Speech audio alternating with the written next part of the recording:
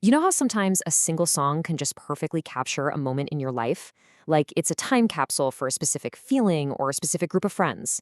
Well, today, we're going to dive into the story of how one song did exactly that. It bottled up that really fragile moment between being a kid and facing the great unknown of adulthood.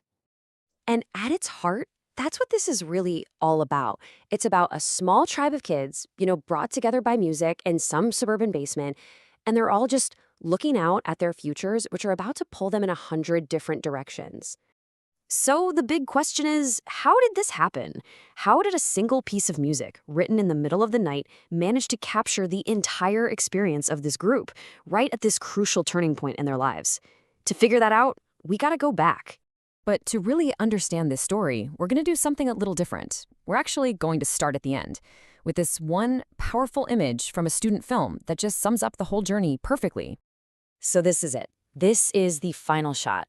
A kid with a guitar on his back, walking away from the shade and into a future he can't even see yet. It's such a powerful metaphor, right? But to really get what he's walking away from, and more importantly, what he's carrying with him, we need to rewind. All right, let's jump back to high school. The local music scene at the time was pretty much split down the middle into two very distinct and what seemed like totally opposite camps. Okay, so on one side, you had the cruisers.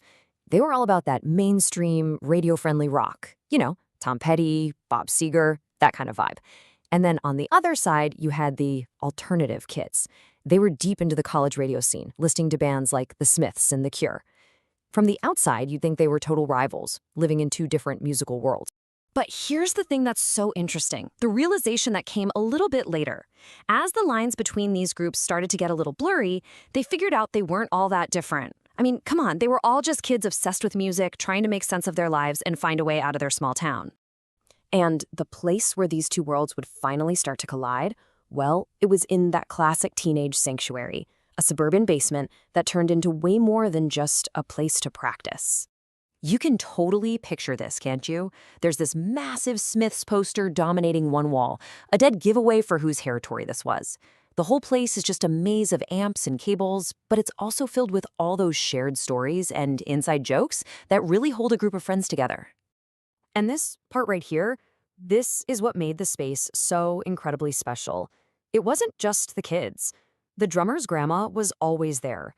This wonderful, supportive presence, clapping for every single song, no matter how messy it sounded. Her approval and her little dog Teddy trotting through rehearsals, it just made that basement feel like a completely safe harbor. But you know how it goes. Time moves on, high school ends, people start heading off to college or getting jobs, and bands just kind of naturally drift apart. And it was out of that quiet, out of that sense of drift, that a new creative spark was about to catch fire. So here's exactly how it went down. Stu, from the Cruisers, he's now pretty much writing on his own. One night he doesn't want to wake anybody up, so he slips into a bathroom with his acoustic guitar, and a new song just sort of appears. Whole.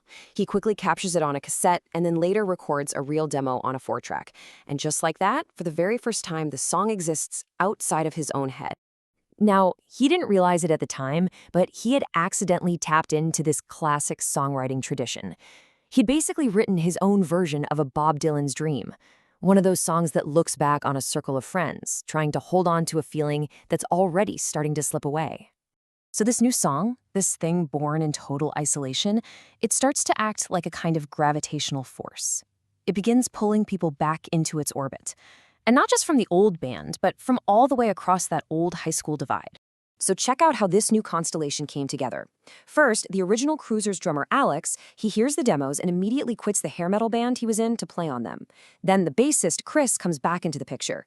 And then, in the biggest move of all, Mike O from the so-called rival alternative band agrees to play guitar. And just like that, this new band, The Slide, was born from all the pieces of the past. Okay, so now we get the backstory. Let's actually look at the song itself and see how the lyrics just perfectly captured that feeling of leaving the safety of the clubhouse behind. This line, this is the key to the whole thing. That's not about a romantic breakup. No way. It's about the whole group, the whole scene. It's basically a promise that even as they all start to go their separate ways, the memory of that time in the basement will always, always be there. There's another line in the song that sounds a lot tougher, but it's not really about picking a fight.